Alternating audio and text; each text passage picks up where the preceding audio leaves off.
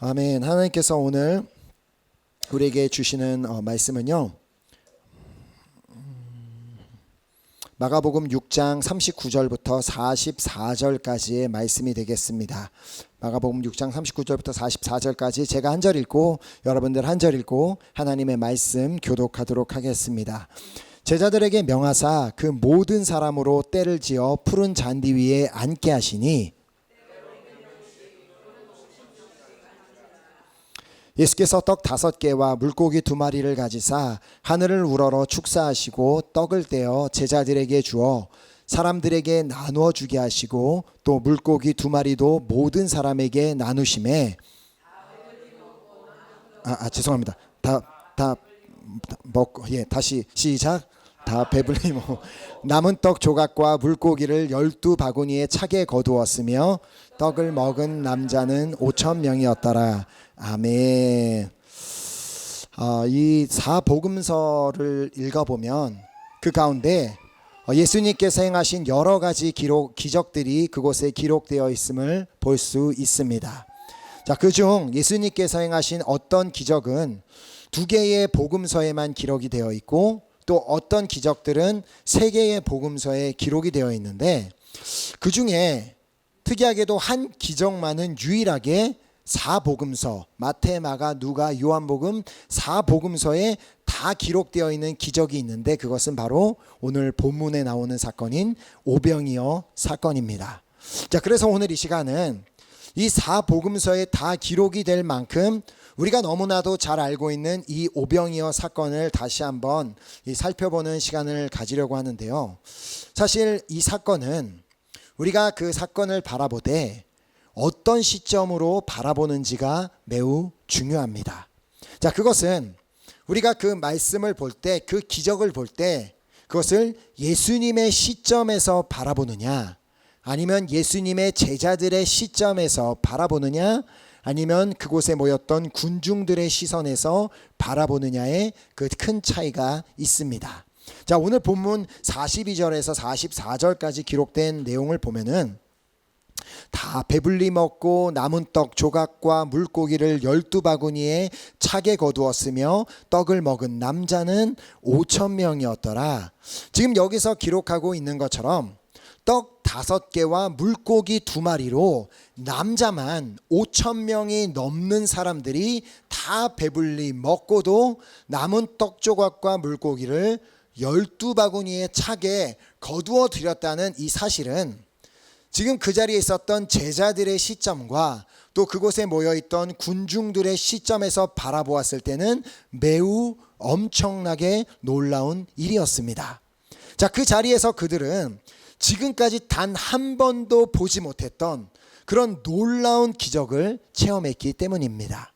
자, 그러나 이 똑같은 그 사실을 예수님의 시점에서 바라보았다면 과연 일이 그렇게 놀라운 일이었을까요? 전혀 그렇지 않습니다.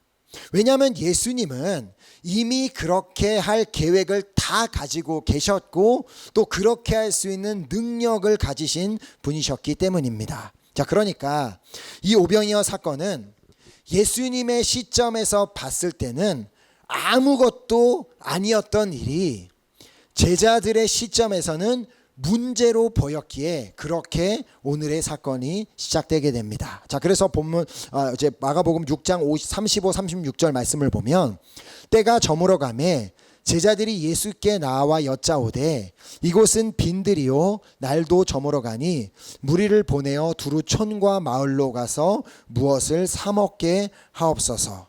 자, 그날 날이 저물어 가는 그 시점에 예수님과 제자들 그리고 또 군중들은 모두가 함께 빈들에 있었습니다. 자, 그때 예수님의 제자들의 시점에서 지금 그 상황을 바라보다가 한 가지 문제점을 발견하게 됩니다. 자, 그 문제는 바로 지금 군중들이 예수님에 따라와서 말씀을 듣다 보니까 다 굶주려서 지쳐 있었다는 것. 하지만 지금 그들이 있는 곳은 빈들이기 때문에 그곳에서는 먹을 것을 그 어디에서도 구할 수 없었다는 것이었습니다. 자, 그래서 그들은 예수님께 한 가지 해결책을 제안합니다. 자, 요게 방금 말씀해 보면 36절 말씀해 보면 이 무리를 보내어 두루 촌과 마을로 가서 무엇을 사 먹게 하옵소서. 자, 물론 제자들이 여기서 틀린 말을 한 것은 아니었습니다. 군중들이 굶주림에 지쳐 있었다는 것은 분명한 사실이었고, 또 지금 그들이 있는 그곳에 주변 어디에서도 먹을 만한 것을 구할 수가 없다는 것 역시도 분명한 사실이었습니다. 자, 군중의 시점에서도 지금 그 자리에 모여있는 사람들의 시점에서도 마찬가지로 지금 그 상황은 문제로 보일 수밖에 없었습니다. 자, 하지만 그 똑같은 상황을 지금 그 빈들에 있고 그들이 다 굶주려 있고 먹을 것을 구할 수 없는 그 똑같은 상황을 예수님의 시점에서 바라본다고 생각한다면 예수님은 과연 그 상황을 문제로 생각하고 계셨을까요? 예수님은 과연 그것을 문제라고 바라보고 계셨을까요? 예수님께서 하신 말씀을 한번 보겠습니다. 37절에 보면 대답하여 이르시되 너희가 먹을 것을 주라 하시니 여짜오되 우리가 가서 200데나리온의 떡을 사다 먹이리이까. 자, 여기서 예수님께서 뭐라고 말씀하셨어요? 너희가 먹을 것을 주라. 지금 예수님께서는 이 굶주린 그 군중들을 위한 그 계획이 다 있으셨기 때문에 지금 그 상황을 문제로 보지 않았지만 이 예수님의 계획을 전혀 알지 못했던, 이해하지 못했던 제자들이 예수님께 되묻습니다. 예수님, 우리가 가서 200데나리온의 떡을 사다 먹이리이까? 도대체 우리가 어떻게 하라는 말입니까? 자, 사실 우리가 지금 이 제자들의 입장에서 한번 생각을 해본다면 오히려 지금 예수님께서 하신 이 말씀 때문에 머리가 더 복잡해졌을 것입니다. 너희가 먹을 것을 주라. 지금 당장 그 어디에서 먹을 것도 없는데 먹을 것을 주라고 말씀하셨는데 설령 지금 그 제자들에게 실제로 200데나리온의 돈이 있었다고 할지라도 과연 그들이 어디에 가서 남자만 5,000명, 여자 아이까지 합치면 2만 명이나 되는 그 사람들이 먹을 음식을 사오는 것이 가능하기나 했겠냐는 말입니다. 자, 오늘 우리에게 2만 유로를 주고 어디 가서 당장 2만 명이 먹을 수 있는 음식을 사오라고 한다면 그것이 과연 가능한 일이겠습니까? 도무지 불가능한 일입니다. 또한 제자들이 예수님께 제안했던 대로 예수님, 군중들을 촌과 이렇게 마을로 보내서 먹을 것을 구해오게 하죠라고 해서 그들을 보냈다고 한들 갑자기 2만 명이 이르는 사람들이 어디 가서 먹을 음식을 구할 것이며 어디 가서 무언가를 먹고 돌아올 수 있겠냐는 것입니다. 자, 그러니까 지금 이 상황은 애시당초 제자들이 어떻게 해볼 수 있는 부분이 전혀 아니었다는 말입니다. 제자들이 아무리 막 아이디어를 생각해내고 방법을 이리저리 찾아다닌다고 할지라도 그 문제가 해결될 가능성은 전혀 없었습니다. 자, 그러므로 그들은 지금 그 상황을, 지금 그 문제를 자신의 시점에서 바라보는 것이 아니라 예수님의 시점에서 한번 바라보아야 했습니다.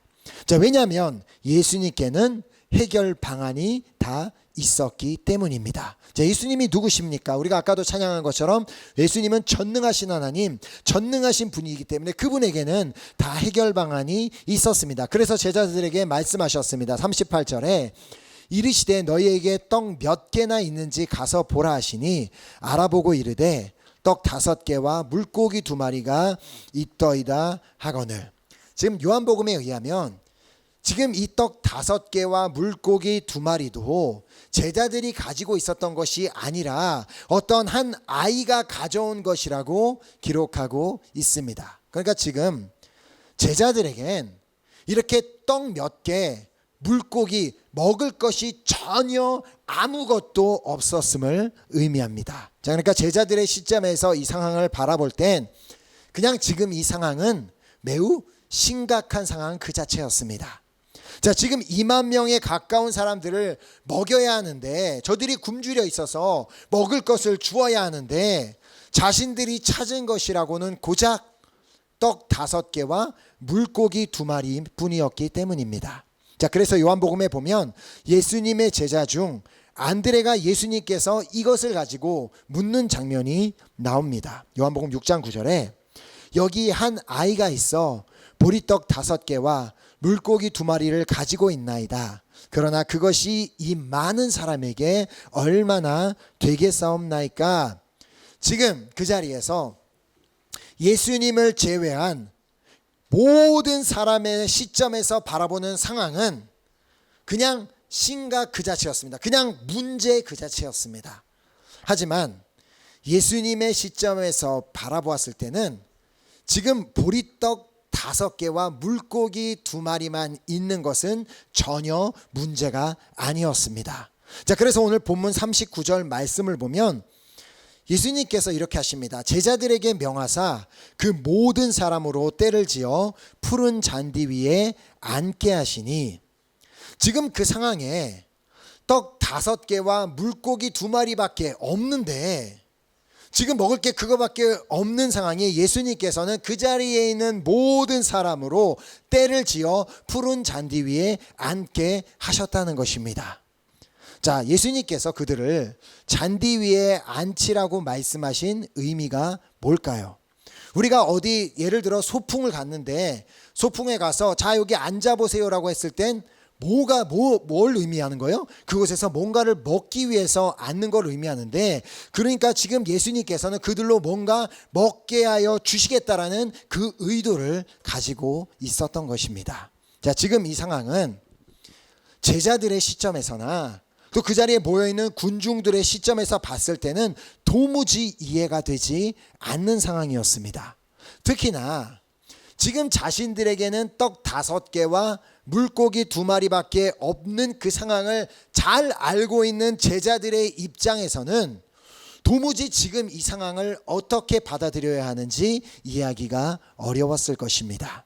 아니, 지금 여기에 지금 한 사람이 제대로 먹을 것도 없는데 이 떡 5개와 물고기 2마리는 한 사람도 배부를 수가 없는데, 그런데 그걸 가지고 사람들을 찾아가서 여러분 여기 앉아보세요, 여기 50명씩 저기 100명씩 모여서 앉아보세요라고 말을 하는 것이 과연 제자들의 입장에서 쉬웠겠냐는 것입니다. 자, 그럼에도 불구하고 제자들은 그것이 예수님의 말씀이니까, 예수님이 그렇게 하라고 하셨으니까 예수님의 말씀대로 그 여러 사람들을 때로 나누어 앉게 합니다. 자, 그래서 본문 40절에 보면 때로 100명씩 또는 50명씩 앉은지라.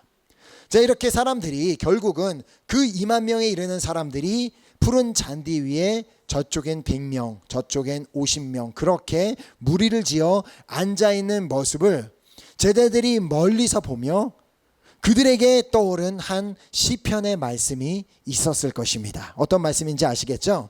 시편 23편 1절 2절 말씀. 여호와는 나의 목자시니 내게 부족함이 없으리로다. 그가 나를 푸른 풀밭에 누이시며 쉴 만한 물가로 인도하시는도다. 아멘. 자, 그러므로 예수님께서 그들을 푸른 밭에 앉게 하신 것은 그들로 하여금 부족함이 없게 하시기 위함이었습니다. 자, 비록 제자들의 시점에서나 또 무리들의 시점에서 본 그 오병이어는 떡 5개와 물고기 2마리는 아무것도 아니었지만 예수님의 시점에서는 그 떡 5개와 물고기 2마리는 기적의 시작이었습니다. 자, 그래서 고린도전서 2장 9절 말씀을 보면 기록된 바 하나님이 자기를 사랑하는 자들을 위하여 예비하신 모든 것은 눈으로 보지 못하고 귀로 듣지 못하고 사람의 마음으로 생각하지도 못하였다 함과 같으니라. 아멘. 자, 하나님께서는 당신을 사랑하는 자들을 위하여 모든 것을 예비하고 계심을 믿습니다. 아멘. 단지 지금 우리의 눈으로 보지 못하고 우리의 귀로 듣지 못하고 우리의 마음으로 생각하지 못한다고 할지라도 하나님께서는 모든 것을 다 예비하고 계시는 하나님께서는 우리에게 푸른 풀밭에 앉아 있으라고 말씀하고 계십니다. 자, 그렇다면 푸른 풀밭에 앉는다는 것이 무엇일까요? 우리가 잔디밭에 가서 앉아 있으라는 것일까요? 과연 그 말의 의미가 무엇이냐면 그것은 지금 예수님께서, 우리의 목자 되신 예수님께서 지금 있으라고 한 그 자리에 있는 것. 그러니까 그 날이, 지금 이 날이 주일날이라면 주님을 예배하는 자리에 있는 것, 그것이 바로 푸른 풀밭에 앉아 있는 것임을 믿습니다. 아멘. 왜냐하면 주님께서 주일에는 주일날을 거룩하게 지켜 주님을 예배하는 날이라고 선택하셨기 때문에 그날에 푸른 풀밭에 앉아 있는 자들에게 부족함이 없는 은혜를 허락하여 주시기 때문입니다. 자, 또한 주중의 날들은 각자 주님께서 맡기신 자리, 그것이 학생은 학교, 직장인들은 직장, 그리고 또 가정에서 어디에서든 주님께서 맡기신 그 자리에서 선한 목자 되시는 그 주님의 인도하심을 받으며 그날 주님의 뜻을 따르며 살아가는 것을 의미합니다. 자, 그러므로 오병이어 기적을 일으키신 분이 예수님이신 것은 분명한 사실이지만 그 기적이 일어날 수 있었던 배경에는 예수님께 오병이어를 들고 온 아이가 있었고, 또 예수님의 말씀을 듣고 그 말씀을 신뢰하고 순종해서 그 푸른 풀밭에 앉아 있었던 사람들이 있었음을 기억해야 합니다. 자, 그래서 예수님께서는 당신이 말씀하신 그대로 푸른 풀밭에 앉아서 예수님의 시간을 기다리고 있던 그 무리를 위해 오병이어를 들고 기도를 드리셨습니다. 자, 본문 41절에 보면 예수께서 떡 5개와 물고기 2마리를 가지사 하늘을 우러러 축사하시고 떡을 떼어 제자들에게 주어 사람들에게 나누어 주게 하시고 또 물고기 2마리도 모든 사람에게 나누시매. 자, 여기서 보면 예수님께서 떡 5개와 물고기 2마리를 가지사 하늘을 우러러 축사하셨다고 기록하고 있는데, 지금 이 단어는 한글 성경에서는 이제 축사하다라고 모든 사복음서에 동일하게 번역되었지만, 이 원어 헬라어로 보게 되면 이 공간복음인 마태, 마가, 누가복음 그리고 또 요한복음에는 경우에는 두 그 복음서에 다르게 사용했음을 보게 됩니다. 자, 먼저 마태, 마가, 누가복음의 경우에는 이 축사하다는 단어를 유올로게오라는 그 단어가 사용되었는데, 그 단어의 의미는 축복하다, 그 찬양하다 또는 음식을 축복하다라는 그런 의미를 가진 단어를 사용되었습니다. 즉 예수님께서 그 떡 5개와 물고기 2마리를 가지사 하늘을 우러러 축복하셨다라고 볼 수 있습니다. 자, 그리고 요한복음의 경우에는 이 단어를 유카리스테오, 즉 유카리스테오라는 단어는 감사하다라는 의미를 가진 그 단어가 사용이 되었습니다. 자, 결국 이 두 단어를 종합해서 본다면 예수님께서 축사하셨다는 말은 그 시간, 그 식사에 대한 감사와 축복 기도를 하셨다고 볼 수 있습니다. 지금 2만 명이 모여 있는데 그 보리떡 5개와 물고기 2마리만 가지고 그 시간에 그 음식을 가지고 감사와 축복 기도를 하나님께 드리셨다는 것입니다. 자, 그렇다면 이때 예수님께서는 과연 무엇을 기도하셨을까요? 성경이 기록하고 있지 않아서 그 기도의 내용을 정확하게 알 수는 없지만, 그러나 이제 이 단어가 사용된 것처럼 축사하시다, 그 단어가 사용된 것처럼 예수님께서 그 오병이어를 축복하셨다면 그것은 그 오병이어 자체를 축복하셨다기보다는 믿음으로 그 오병이어를 예수님께 가지고 나온 그 아이를 축복하셨음이 분명합니다.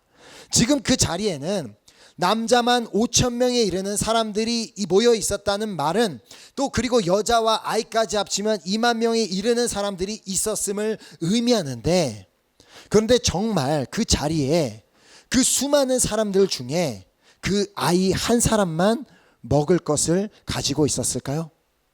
정말 다른 사람은 아무도 먹을 것을 가지고 있지 않고 오직 그 2만 명 중에 딱 한 사람만 떡 5개와 물고기 2마리를 가지고 있었을까요?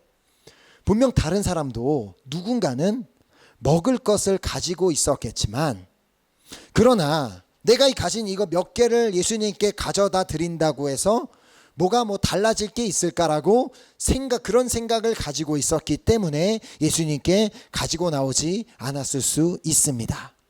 자, 하지만 유일하게 이 아이만은 내가 가진 것이 보리떡 5개와 물고기 2마리밖에 없지만 그러나 이것이라도 내가 예수님께 드려야 되겠다라는 그 믿음이 있었던 것입니다.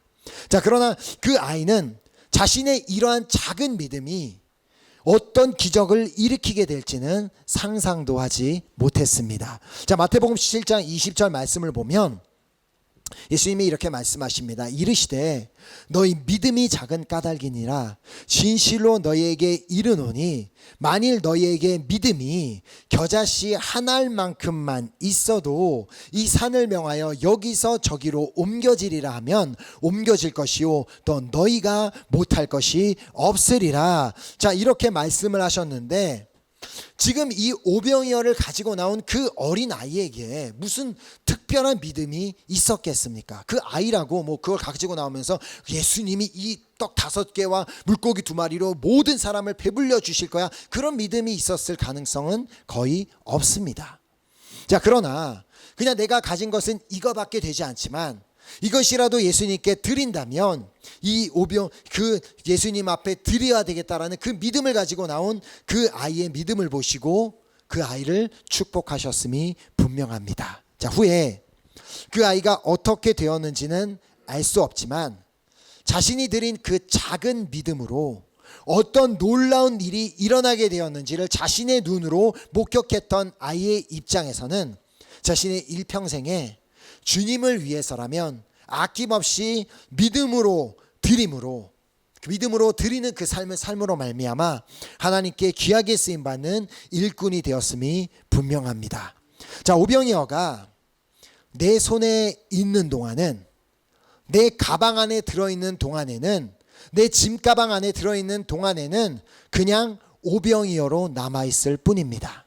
그러나 그 오병이어가 똑같은 떡 5개와 물고기 2마리가 예수님 손에 들려질 때는 그것이 기적의 오병이어가 될 줄 믿습니다. 아멘. 주님이 말씀하십니다. 만일 너희에게 믿음이 겨자씨 한 알만큼만 있어도 이 산을 명하여 여기서 저기로 옮겨지라면 옮겨질 것이요 또 너희가 못할 것이 없으리라. 아멘. 자, 비록 오늘 우리에게 겨자씨만한 믿음밖에 없다고 할지라도, 너무나 작은 믿음밖에 없다고 할지라도 그 믿음으로 하나님, 내가 이것이 얼마나 되겠습니까? 그러나 내가 주님께 드립니다라고 그 믿음으로 나의 가진 오병이어를 주님 앞에 드릴 때 주님께서는 그 믿음을 받으시고 축복하셔서 기적을 보게 하여 주실 줄 믿습니다. 아멘. 또한 예수님께서는 그 오병이어를 가지고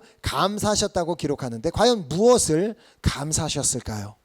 그것은 비록 아직까지는 눈에 보여진 실상이 아무것도 없지만 분명 우리 보고 여기 앉아있으라고 하는 건 뭔가 먹을 걸 주시기 위함인데, 그러면 저기서 이만한 마차에 수레에 이 먹을 걸 이만큼 담아와서 그래야 앉아있어야 정상인데 보이는 건 아무것도 없는데, 그런데 앉아있으라고 하시니까 앉아있어 보자라며 그렇게 예수님이 선한 목자이심을 믿기에, 예수님이 그렇게 말씀하셨다면 예수님의 말씀대로 행하실 분이심을 믿기에 푸른 불밭에 그냥 앉아있는 그 무리로 인해 예수님께서는 감사하셨으리라 믿습니다. 자, 그리고 또한 자신의 기도를 들으신 하나님 아버지께 감사 기도를 올리셨을 것입니다. 자, 물론 예수님과 멀리 떨어져 앉아있는 사람, 그 자리에 2만 명이 모여있다면 가까이 있는 사람도 있겠지만 저 멀리 앉아있는 사람도 있을 텐데, 멀리 앉아있는 사람들은 예수님이 뭐라고 기도하셨는지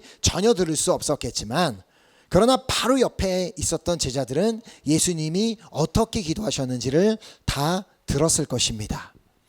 저는 예수님께서 이렇게 기도하셨다고 생각합니다. 아버지, 내 기도를 들어주심을 감사합니다. 이 오병이어로 모든 사람을 부족함이 없이 먹여주시니 감사합니다.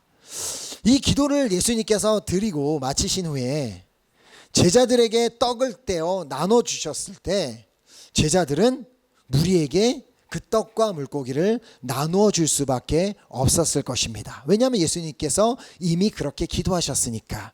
이때 그 떡이 뭐 어떻게 막 불어나게 되고 물고기가 어떻게 막 숫자가 늘어나는지는 전혀 알 수가 없지만, 분명한 사실은 그날 모든 사람들이 그 오병이어로 다 배불리 먹고도 오히려 남게 되었다는 것입니다.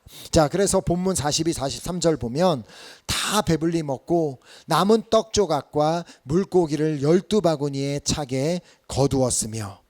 자, 이 말씀은 결국 여호와는 나의 목자시니 내게 부족함이 없으리로다. 자, 이 말씀 그대로 주님이 목자이심을 믿고 그 주님을 따르며 푸른 불밭에 믿음으로 앉아 기다리고 있는 자에게는 주님이 그 어떠한 것도 부족함이 없게 하여 주실 줄 믿습니다. 아멘. 자, 이렇게 제자들의 시점과 또 군중들의 시점에서는 아무것도 아니었던 그 오병이어가 정말 너무 적은 양의 떡 5개와 물고기 2마리가 결국에는 모든 사람을 배부르게 만들고 12바구니에 가득하게 남게 되는 역사가 일어나게 되었습니다.